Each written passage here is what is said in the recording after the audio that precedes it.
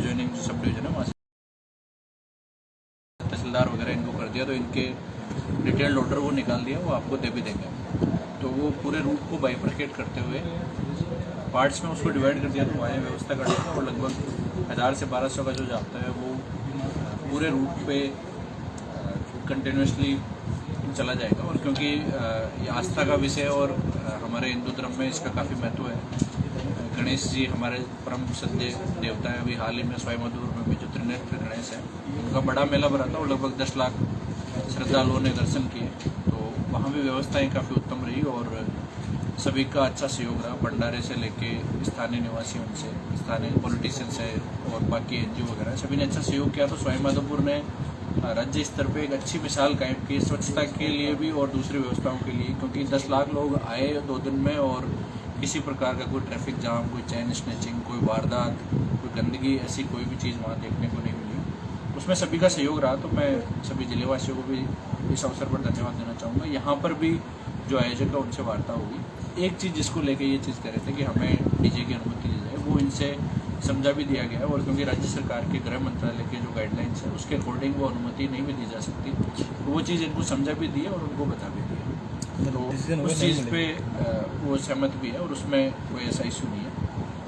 बाकी उन्होंने 3-4 चीज़ें जो हमें बताई कि रास्ते में एक बार चेक कर लिया जाए कि जो लो हैंगिंग वायर्स हैं बिजली के, या एक दो जगह पर उन्होंने बताया कि सर वहाँ पर थोड़ा सा गड्ढे हैं तो उसको लेवल करा दिया जाए। तो अभी रूट मार्च के लिए हमारे जो एग्जीक्यूटिव मजिस्ट्रेट्स लगे हुए हैं वो अभी रूट मार्च के लिए भी जाएंगे और इन पूरी चीज़ों को वापस से एक बार दिखा लिया जाएगा। साथ ही साथ नगर परिषद की टीम को भी नाइट से और कल मॉर्निंग से एक्टिवेट कर दिया जाएगा, ताकि जब हमारी यात्रा प्रारंभ हो उस रूट को नीट एंड क्लीन रखें, वहाँ पर गंदगी नहीं रहे और सुगमता से लोग झांकियों के दर्शन करें और उनका मूवमेंट भी अच्छा हो। सर, धारा 144 जो आपके द्वारा इजाद की गई है, एक तो उसकी अवधि कब तक रहेगी और उसके पीछे इनपुट क्या थे या क्या वजह थी जिसकी वजह से ऐसा इसमें कोई नहीं है। जैसा आपने देखा होगा कि धारा 144 पिछले 5-6 महीने से लगातार मैंने जारी की हुई है और उसमें हम एक लिमिटेड अवधि के लिए जारी करते हैं। जैसे इस बार मैंने जो जारी की है वो दीपावली के जस्ट बाद तक है। तो उसमें धारा 144 का जो पर्पज़ होता है वो इसलिए जारी की जाती है कि अगर कोई भी बड़ा आयोजन होता है, किसी भी प्रकार की हमें आयोजन करना है, कोई बड़ा मेला होता है, इस तरीके का होता है, तो उससे लोगों को बाउंड करना और रेगुलेशंस में बांधना, ताकि वो समय रहते प्रशासन को अवगत कराएं कि हम ऐसी चीज़ करना चाहते हैं। और इसका फ़ायदा ये होता है कि वो हमें पूर्व में बताते हैं कि हम ये चीज़ें करना चाहते हैं। उससे प्रशासन का एक्सरसाइज कर जाता है कि यहाँ पर हमें इतने संसाधन चाहिए, इतना मैन पावर चाहिए, ये संसाधन चाहिए होगा। क्योंकि गणेश जी का जो मेला बढ़ता है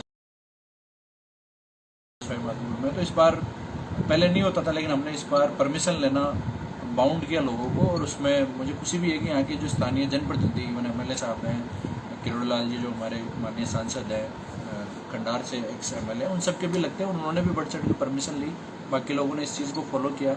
उसमें हमने सफाई कर्मचारी रखने के लिए बाउंड किया, तो इन लोगों ने परमिशन भी ली, सहयोग भी किया। उसका फ़ायदा ये रहा हुआ कि लोग बेहतर एक्सपीरियंस लेके गए। इन चीज़ों के पीछे उद्देश्य ये है कि अच्छी व्यवस्थाएँ बने और आने वाले समय के लिए अच्छी परिपाटी जिले में आए, शहर में आए, तो उसका उद्देश्य ये है। फेस्टिवल कितने का लगाया सर?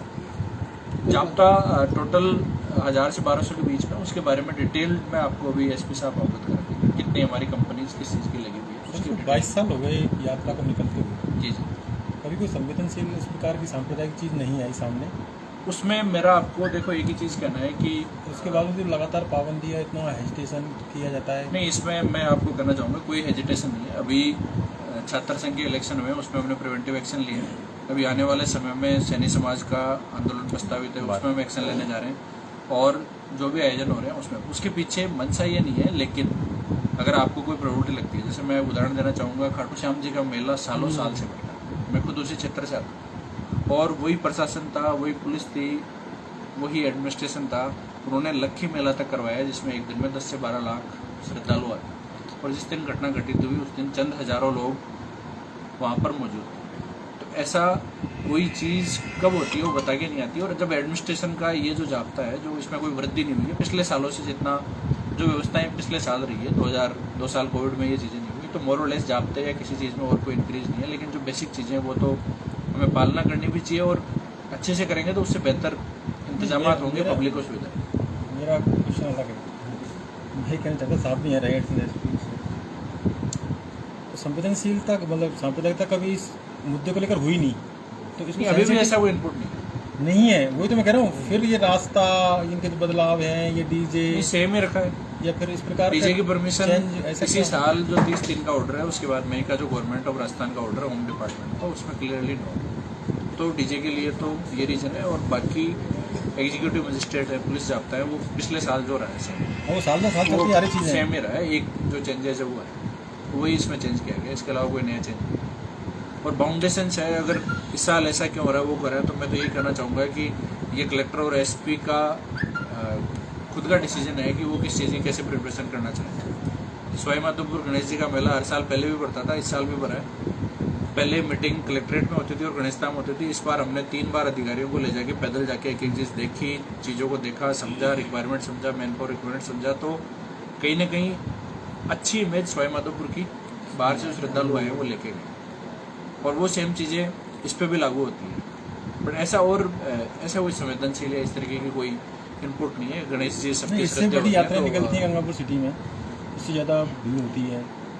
ऐसी तो कोई यात्रा हमारे 8-9 महीने में तो हुई नहीं, मुझे नहीं लगता इससे बड़ी कोई जो हमारे पास इनपुट है सबसे बड़ी भीड़ वाली यही यात्रा। काफ़ी सैनिक समाज की निकली थी, अभी भारत यात्रा भी जो थी ना, उसमें भी इससे ज़्यादा लोग 5-7 हज़ार लोग थे, उससे इसमें ज़्यादा नहीं, इसमें जाता नहीं था, 10,000 की एक्सपेक्टेड है। वो तो मेरे हिसाब से जो हमें बताया जाता है, इसलिए उसमें उत्साह होता है लोगों में। नहीं ऐसा नहीं है, मेरे हिसाब से जो मुझे बताया, आप लोग यहाँ के स्थानीय निवासी, लेकिन जो मुझे बताया इससे ज़्यादा भीड़ अन्य किसी आयोजन में इलेक्शन के अलावा। थोड़ा सा लीक से हट के एक प्रश्न है सर, लंपी वायरस वो भी लगातार संक्रमण उसका भी फैलता जा रहा है, तो इसको लेकर के कोई तैयारियां हमारी हैं? लंपी वायरस के लिए जो डॉक्टर्स काम कर रहे हैं वो तो कर ही रहे हैं, लेकिन मैं जनता से भी ये कहना चाहूँगा कि इसमें हमारे पास में अभी जो वैक्सीन है वो गोट पॉक्स का है, मीन्स वो गोट्स के लिए है, लेकिन उसको हम यूज़ कर रहे हैं, और अभी ऐसी कोई स्टडीज़ नहीं है कि ये वैक्सीन लगाने से इफेक्टिवनेस होगी। जो उसमें हम कर सकते हैं वो ये कि एक बार संक्रमण अगर कहीं पर आ जाता है, जो कि ये सिर्फ हमारे स्थानीय जिले की समस्या नहीं है, ये इंडिया भर में लगभग 10 राज्यों में 6 जगह पर है, और उसमें सबसे बेस्ट वो है कि जैसे आयुर्वेदिक जानवर को काढ़ा देते हैं, उसको बीमारी आती है, उसकी साफ सफाई हम कर देते हैं, या जो सोडियम हाइपोक्लोराइड केमिकल है उससे स्प्रे करें, उसको क्लीन रख लें, और अगर किसी किसान के या किसी घर में अगर उसको हो भी जाता है तो उसको आइसोलेट कर दें। जो चीज़ें इसमें कारगर है वो आइसोलेशन वाली जो स्ट्रेटजी है वो काफ़ी फॉलो होगी। जैसे किसी के 5-6 गोवंश और एक को हो गया तो एक को आइसोलेट कर दे, उसके ट्रीटमेंट में फोकस करें, बाकी रेस्ट को कर दें। अभी इसके लिए जैसे वैक्सीन हमने भी मंगाई थी और भी आ रही हैं, लेकिन जो गवर्नमेंट की गाइडलाइंस है उसमें ये है कि जब संक्रमण फैल जाता है उसके बाद में वैक्सीन नहीं लगाना चाहिए, उसके लिए मना है। तो उस केस में हम जो आयुर्वेद के गोली खिलाते हैं, इनको लड्डू बनाते हैं जानवरों के लिए जो होता है, या जो फीवर वगैरह इनकी होती है उनकी डोज बढ़ा के अपन देते हैं, उस पर कंटिन्यूस कार्रवाई करते हैं। दूसरा, इसमें कल सभी बीडीओ को मैंने सवाई माधोपुर बुलाया, इसमें सबसे मीटिंग भी लेंगे, तो इसमें कोशिश ये है कि कई सारी जगह पर जो आवारा गोवंश है उसमें स्प्रेड होने की उसमें भी संभावना रहती है, तो वो सोडियम हाइपोक्लोराइड की या तो सेंट्रलाइज या ब्लॉक लेवल पे परचेज करके पंचायतवार उसको डिस्ट्रीब्यूट कर दें। इसमें एक जो समस्या आ रही थी कि ग्राम विकास अधिकारी इतने दिन हड़ताल पे थे, वो भी थे, तो वो हड़ताल खत्म हो चुकी है। आज एक जगह जैसे मलारना में मैंने जन सुनवाई की थी तो वो लोग आप ही गए, वहाँ भी ये इशू आया था, तो उसमें उनको डायरेक्शंस दे दिए, तो उसमें हम बेहतर काम कर पाएंगे।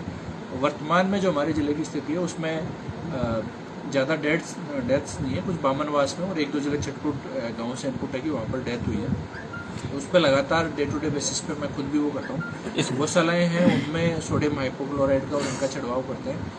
टीके भी कुछ जगह लगे, लेकिन टीके की जो कारगरता है उसके बारे में साइंटिफिकली कुछ कहना। टीमें बनाई गई है, मेडिकल टीम्स वो बनी हुई पंचायत स्तर पर और वो बनी हुई है, लेकिन उसमें ये है कि हम मेडिसिन को दे सकते हैं, आयुर्वेद वाली और जो हमारी चीज़ें हैं वो ज़्यादा कारगर है, तो उस पर ज़्यादा से ज़्यादा अवेयरनेस पे हम फोकस करें, वो हमारे लिए बेटर। सर, लंपी वायरस को लेकर क्या क्वारंटाइन सेंटर भी बनाएंगे? उसके लिए जहाँ पर गौशालाएँ हैं वहाँ पर तो अलग अलग है, उसमें भी उनको एक बार मीटिंग लेके हमने कहा कि उसी जैसे गौशाला में 500-1000 जितने गोवंश है उनमें से सब में एक साथ नहीं होता, वो कुछ ना कुछ 1-2 में ऐसा हो सकता है।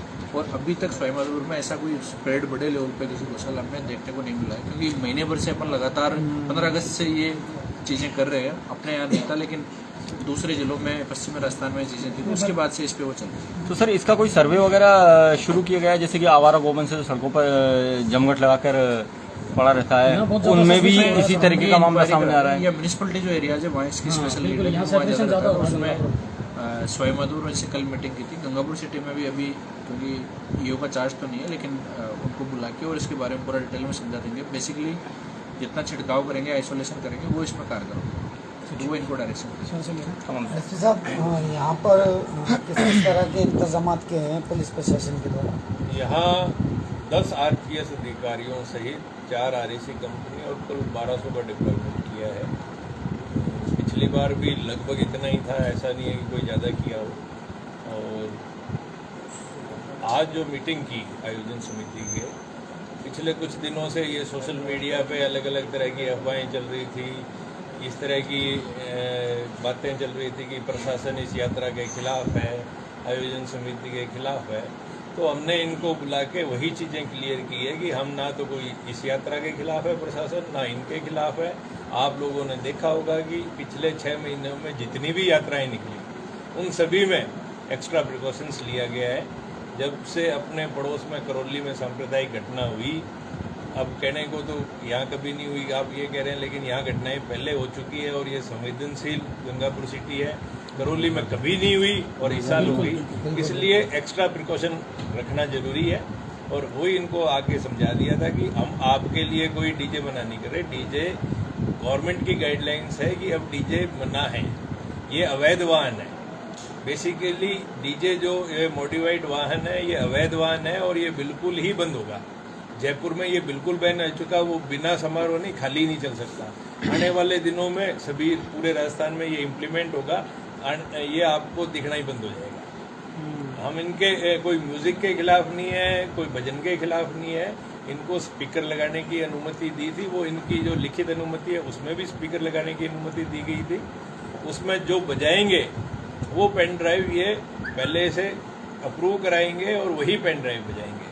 कोई मर्जी से गलत नहीं, उसमें भजन ही चलेंगे, यही बात है। मतलब डीजे का जो मॉडिफाई रूप है उसके लेकर के आप कह रहे हैं कि मतलब उसमें थोड़ा सा ऑब्जेक्शन था, बाकी म्यूजिक से या उन चीजों से कोई आप नहीं है। वही डीजे अवैध है, एक्चुअली अवैध की परमिशन नहीं दी जा सकती और ना उसे चलाने दिया जाए। जो नागौरी डीजे जो चलते हैं, इस पे बैन की बात कर रहे हैं आप? अब आप कौन सा शब्द हाँ, कर रहे सर, हैं? क्या गाजियाबादी को लेकर भी इसी प्रकार का गाड़ी में मॉडिफाइड करके ये जो डीजे वाहन बनाते हैं उसका रजिस्ट्रेशन गुड्स कैरियर के रूप में, वो कॉमर्शियल वाहन नहीं है, गुड्स कैरियर है। साउंड सिस्टम के साथ वो नहीं चल सकता, वो इलीगल है, उस इलीगल की परमिशन नहीं दे सकते। क्या सर गाजियाबाजी के साथ में यात्रा निकाली जा सकती? स्पीकर, हाँ, इनको बैंड की अनुमति है, स्पीकर की अनुमति है, बैंड की अनुमति प्रतिबंध है तो ओनली डीजे।